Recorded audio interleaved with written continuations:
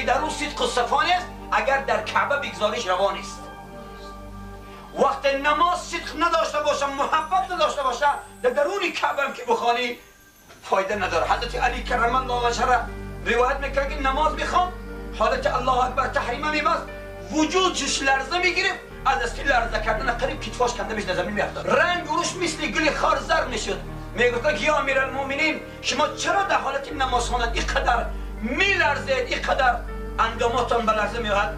گفت که میترسم که در بالای جای نماز با خدا که وقتی صحبت میکنم میگم بی ادبی از من رخ ندهد.